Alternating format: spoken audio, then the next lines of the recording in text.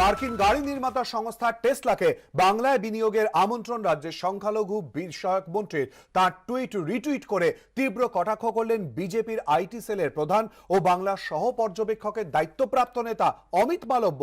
তা নিয়ে শুরু হয়েছে রাজনৈতিক চর্চা। টুইট আর রিটুইট, শিল্পায়ন ইস্যুতে জোর তরজায় জড়ালো তৃণমূল আর বিজেপি, যার নেপথ্যে রয়েছে মার্কিন গাড়ি নির্মাতা সংস্থা টেসলার কর্ণধার এলন মাস্কের এই টুইট। টেসলার গাড়ি এদেশে কবে লঞ্চ করবে টুইটারে তা জানতে চেয়েছিলেন প্রণয় প্যাথল নামে এক ব্যক্তি। তার উত্তরে বৃহস্পতিবার মার্কিন ধনকুবের ও টেসলার প্রধান এলন মাস্ক টুইট করে জানান, অনেক চ্যালেঞ্জের মধ্যেও ভারত সরকারের সঙ্গে কাজ চালিয়ে যাচ্ছেন তাঁরা। এলন মাস্কের ওই টুইট রিটুইট করে টেসলাকে বাংলায় এসে ব্যবসা করার আমন্ত্রণ জানান রাজ্যের সংখ্যালঘু বিষয়ক ও মাদ্রাসা শিক্ষামন্ত্রী মোহাম্মদ গোলাম রব্বানী।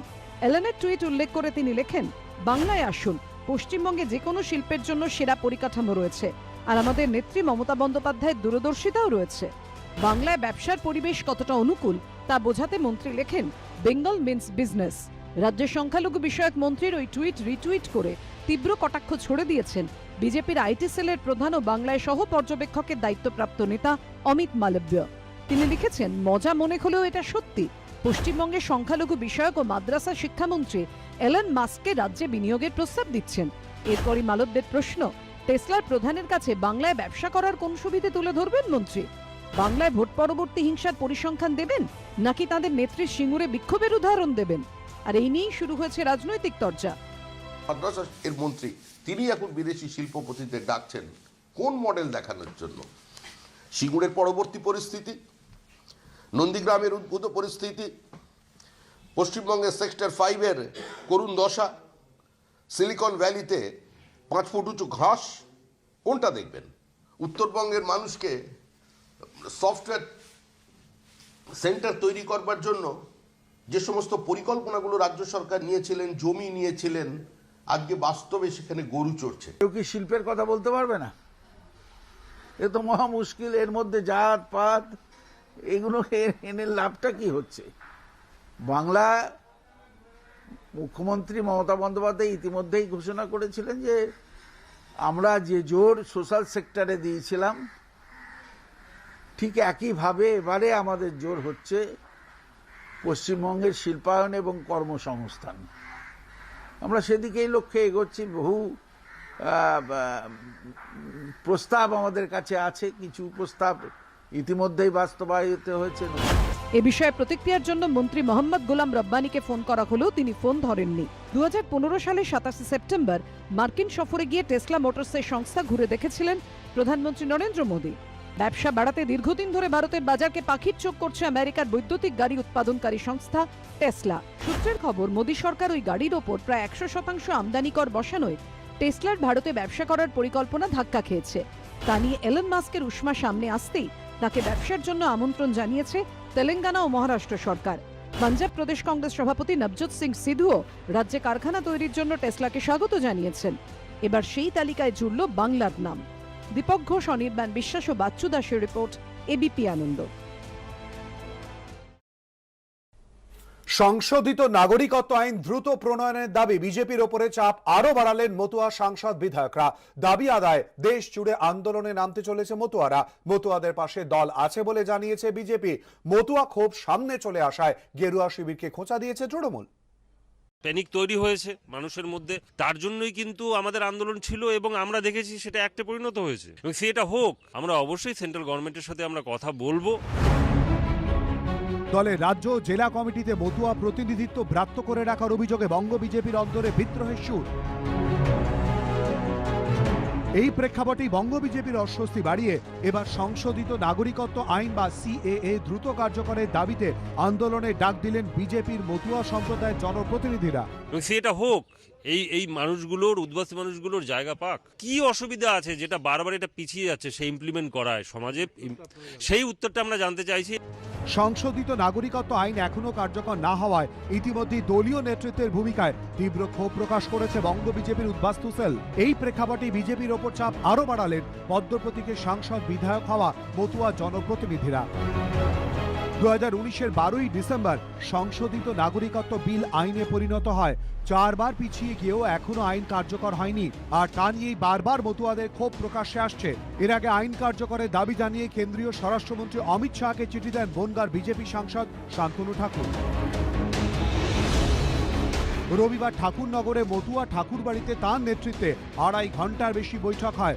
রুদ্ধদ্বার বৈঠকে ছিলেন মতুয়া ঠাকুরবাড়ির সদস্য ও বিজেপি বিধায়ক সুব্রত ঠাকুর, বনগাঁ উত্তরের বিজেপি বিধায়ক অশোক কীর্তনিয়া ও রানাঘাট দক্ষিণের বিজেপি বিধায়ক মুকুটমণি অধিকারী। আমি কথা বললাম না যে আমাদের সাংগঠনিক আলোচনা হয়েছে, অল ইন্ডিয়া মতুয়া মহাসংঘের সাংগঠনিক আলোচনা যে আমাদের জেলায় জেলায় সংগঠনিক কি কি কাজ থাকছে সেইগুলো নিয়ে, আর কিছুই না। কিন্তু মতুয়া মহাসংঘের যে সমস্ত সদস্যরা বৈঠকে উপস্থিত ছিলেন তারা বেরিয়ে এসে জানিয়েছেন সিএ নিয়ে তারা দেশ জুড়ে আন্দোলনের রূপরেখা তৈরি করতে চাইছেন। মূল বক্তব্য সিএ, মতুয়া প্রতিনিধির বিভিন্ন তাদের দাবি দেওয়া আছে। মতুয়াদের সিএটা ইমপ্লিমেন্ট করতে পারে একমাত্র কেন্দ্রীয় গভর্নমেন্ট। আমাদের দাবি দেওয়া থাকবে কেন্দ্রীয় গভর্নমেন্টের সঙ্গে যাতে সিএটা ইমপ্লিমেন্ট করা হয়, বাস। মানুষকে কাছে টানার জন্য এবং কিছু মতদের আবার ভুল বোঝানোর জন্য তাদের আবার চক্রান্ত করার জন্য এগুলো করছে। সে তো বারবার করে যখনই তার কোনো কিছু হয় তখনই একটা না একটা করে। এর আগেও করলো, তারপরে নরেন্দ্র মোদী তাকে মিনিস্টার দিল, স্টেট মিনিস্টার। এটাও হতে পারে তাদের একটা পরিকল্পনা। সংশোধিত নাগরিকত্ব আইন নিয়ে বিজেপির অন্দরের ক্ষোভ প্রকাশ্যে চলে আসায় খোঁচা দিতে ছাড়েনি তৃণমূল, পাল্টা জবাব দিয়েছে বিজেপি। এখান থেকে মাংস তুলে নিয়ে, ওখান থেকে মাটি তুলে নিয়ে, ওখান থেকে হাড় তুলে নিয়ে তো আর মানুষ করা যায় না। কাঠামোই ভেঙে পড়ছে। যে কাঠামোর উপরে দাঁড়িয়ে আছে সেটা তো অন্যের মাটি নিয়ে, অন্যের সমর্থন, অন্য দলের থেকে ভাঙিয়ে সেটাকে দাঁড় করিয়েছে। কোভিড কালের সময় আমাদের রুল ফ্রেম করতে কিছুটা দেরি হচ্ছে সরকারের। আমরাও এ ব্যাপারে চিন্তিত। আমরা চাই এবং সরকারও চায় যত দ্রুত সম্ভব এটাকে কার্যকরী করা হবে। 2024 সালে যে সাধারণ নির্বাচন আসছে তার আগেই এই পশ্চিমবঙ্গে এটি কার্যকর হবে। 2019-এর লোকসভা নির্বাচন থেকে 2021-এর বিধানসভা ভোট সিএএ কার্যকর করে মতুয়াদের নাগরিকত্ব দেওয়ার বিষয়টি প্রচার করে ডিভিডেন্ড পায় বিজেপি। নদিয়া, উত্তর 24 পরগনার একাধিক আসনে তারা জয়ী হয়, কিন্তু 2 বছর পরেও দেশের সংশোধিত নাগরিকত্ব আইন কার্যকর না হওয়ায় মতুয়াদের অন্দরে ক্ষোভ ক্রমশ বাড়ছে। সমীরণ পাল, দীপক ঘোষ ও অনির্বাণ বিশ্বাস, এবিপি আনন্দ। রাজ্যে লাফিয়ে লাফিয়ে বাড়ছে করোনার সংক্রমণ ও মৃত্যু। এই পরিস্থিতিতেও বিয়ের মরশুম বলে দোকান বাজার খোলা রাখার সময়সীমা বাড়ানো হলো বীরভূমের 4টি পুর এলাকায়। অন্যদিকে কাল ও পরশু দোকান বাজার সম্পূর্ণ বন্ধ রাখা হচ্ছে সিঙ্গুর 1 নম্বর পঞ্চায়েত এলাকায়। রাজ্যে ভয়ঙ্কর আকার নিচ্ছে করোনা।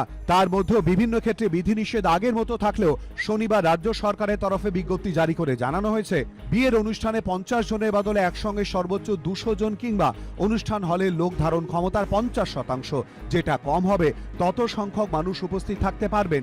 এবার সে বিয়ের মরশুম বলে দোকান বাজার খোলা রাখায় কিছুটা ছাড় দেয়া হলো বীরভূমের একাংশেও। বীরভূম স্বাস্থ্য জেলার মধ্যে পড়ে সিউড়ি ও বোলপুর মহকুমা। জেলা স্বাস্থ্য দপ্তর সূত্রে মেলা শনিবারের পরিসংখ্যান অনুযায়ী 24 ঘন্টায় এখানে করোনায় কারোর মৃত্যু না হলেও আক্রান্ত হয়েছেন 473 জন। এই পরিস্থিতিতে দোকান বাজার খোলা রাখার সময়সীমা বাড়ানো হলো বোলপুর, সিউড়ি, সাঁইথিয়া ও দুবরাজপুর পুর এলাকায়। এতদিন সকাল 6টা থেকে বিকেল 5টা পর্যন্ত সব দোকান খোলার অনুমতি দেওয়া হয়েছিল। মিষ্টির দোকানের জন্য বাড়তি 1 ঘন্টা সময় দেওয়া হয়েছিল। রবিবার থেকে সব দোকান খোলা রাখা যাবে সকাল 6টা থেকে সন্ধ্যে 6টা পর্যন্ত। মিষ্টির দোকান খোলা থাকবে সন্ধ্যে 7টা পর্যন্ত। বোলপুর, দুবরাজপুর ও সাঁইথিয়া পুর এলাকায় নতুন নির্দেশিকা জারি থাকবে 23শে জানুয়ারি পর্যন্ত, আর অনির্দিষ্টকালের জন্য জারি সিউড়ি পুরসভায়। সমস্ত দোকানপাট যেটা 5টা পর্যন্ত বন্ধ খোলা থাকতো সেটা আমরা 6টা পর্যন্ত খোলা রাখছি, আর মিষ্টির দোকান 6টা পর্যন্ত যেটা খোলা থাকতো সেটা 7টা পর্যন্ত খোলা থাকবে। 1 ঘন্টা করে আমরা সময়সীমা বাড়ালাম। দিনটা বড় হচ্ছে এবং কিছু বিয়ের অনুষ্ঠানও আছে এইসবের পরিপ্রেক্ষিতে। হুগলিতেও ভয়াবহভাবে ছড়াচ্ছে করোনার সংক্রমণ।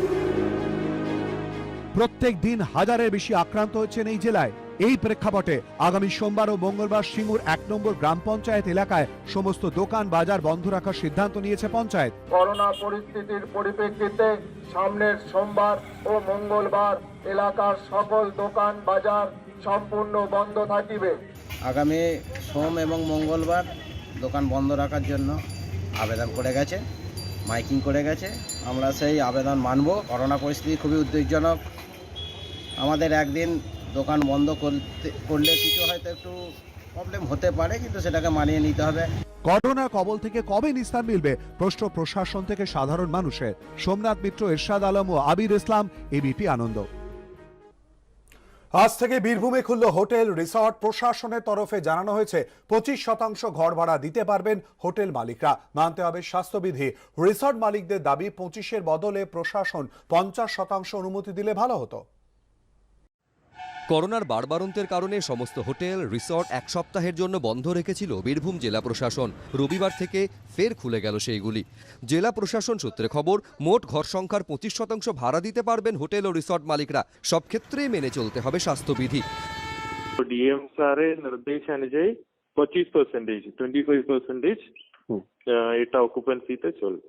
নির্দেশ স্যার দিয়েছেন 25% করে খোলা। মারণ ভাইরাসের সংক্রমণ রুখতে গত 9 থেকে 15 জানুয়ারি পর্যন্ত ঝাঁপ বন্ধ ছিল জেলার সমস্ত হোটেল রিসর্টের। প্রশাসনের নির্দেশে ফের হোটেল খুলতেই বাইরে থেকে তারাপীঠে আসতে শুরু করেছেন তীর্থযাত্রীরা। আমরা এমনি খোঁজ নেওয়া হয়েছিল যেখানে হোটেল খোলা হয়েছে কিনা, অনলাইন দেখা হচ্ছিল, তো দেখলাম যে কোভিড বিধি মেনে সবকিছু ঠিকঠাকভাবে হোটেল খোলা হচ্ছে, সেই দেখে আমরা আসলাম। হ্যাঁ, হোটেল পেয়ে গেছি, আমাদের সবকিছু ঠিকঠাকভাবেই ঢোকা হয়েছে। স্যানিটাইজ করে সবকিছু দেখে নিয়ে ভ্যাকসিন সার্টিফিকেট সব নিয়ে তারপরেই ঢোকা হয়েছে। আজ থেকে আমরা হোটেল খুলে রেখেছি। অফিসিয়াল কাজে যারা আসছে তাদেরকে আমরা রুম দিচ্ছি। ডবল ভ্যাকসিন দেখে কোভিড প্রোটোকল মেনে আমরা ভাড়া দিচ্ছি। 7 দিন পর ফের চালু হয়েছে ব্যবসা। তবে প্রশাসনের সিদ্ধান্তে পুরোপুরি খুশি নন রিসর্ট মালিকরা। 25% খুলে রেখে মানে আমাদের লসই হচ্ছে, কারণ আমাদের যা স্টাফ তারা 25% স্টাফ নিয়ে কাজ করা মানে তারা না খেয়ে পড়ে মরে যাওয়া। পর্যটন শিল্প এইভাবে যদি হয় তাহলে 25% নিয়ে আরও অসুবিধা। ওটা যদি মিনিমাম 50% করলে তাও কিছুটা হতো। প্রশাসনের তরফে জানানো হয়েছে সর্বত্র কোভিড বিধি মানা হচ্ছে কিনা সেদিকে নজর রাখা হচ্ছে। আবির ইসলাম, নান্টু পাল, এবিপি আনন্দ, বীরভূম।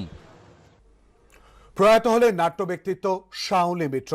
ইতিমধ্যেই যেটা জানা যাচ্ছে, প্রয়াত হয়েছে নাট্য ব্যক্তিত্ব শাওলি মিত্র। দীর্ঘদিন ধরে নাট্য জগতের সঙ্গে তিনি যুক্ত। সৌম্য মিত্র এবং তৃপ্তি মিত্রের কন্যা শাওলি মিত্র। দীর্ঘদিন প্রয়াত হয়েছেন নাট্য ব্যক্তিত্ব শাওলি মিত্র। দীর্ঘদিন ধরে নাট্য জগতের সঙ্গে যুক্ত, নানান নাটক অভিনয় করেছেন, মঞ্চকে মাতিয়ে রেখেছিলেন শাওলি মিত্র। কথা বলবে এই নিয়ে আমাদের প্রতিনিধি কৃষ্ণেন্দু অধিকারীর সঙ্গে টেলিফোনে। কৃষ্ণেন্দু, কি জানতে পারছো শাওলি মিত্রর প্রয়াণ নিয়ে? দেখো, শাওলি মিত্র চলে গেলেন আজকে 3টের পর। তিনি তার শেষ নিঃশ্বাস ত্যাগ করেন এবং অগোচরই তিনি গোটা বিষয়টা রেখে চলে গেলেন। কারণ এই কারণে তিনি একটা ইচ্ছেপত্র আগে থেকে লিখে রেখে গেছেন। যে ইচ্ছেপত্র তিনি বলেছেন যে 2020-তে তার সেই ইচ্ছেপত্র লেখা, যেখানে তার বয়স হয়েছে 72 বছর এবং তারপর তিনি কোনো হসপিটালে থাকতে চান না, হসপিটালে তিনি চিকিৎসা নিতে চান না, বাড়িতেই থাকতে চান। এমনকি অর্পিতা ঘোষ, আর এক নাট্য ব্যক্তিত্ব, তার উপরেই যাবতীয় কাজকর্মের দায়িত্বভার দিয়ে গিয়েছিলেন এবং তার বাবার মতোই, সৌম্য মিত্রের কন্যা ছিলেন তিনি, তার বাবার মতোই তিনি চেয়েছিলেন যে মৃত্যুর পর যাতে ওটা মানে তার মৃতদেহ যেন প্রদর্শন করতে না হয়, ফুলের ভার তাকে বহন করতে না হয়। এবং তিনি ব্যক্তিগত ইচ্ছে প্রকাশই করেছিলেন যে তার মৃত্যুর পর যেন অন্তত দাহ করার আগে পর্যন্ত কেউ বেশি না জানতে পারেন বা বুঝতে পারেন। এবং সেটাই তার মৃত্যুর পর যেটা সম্পন্ন হয়েছে। আমরা যেটা জানতে পারছি, দুপুরবেলা তার মৃত্যুর পর সিরিটি শ্মশানে শেষকৃত্য সম্পন্ন হয়। অর্পিতা ঘোষ সেখানে নিজে ছিলেন এবং তার পরিবারের আর একজন ছিলেন।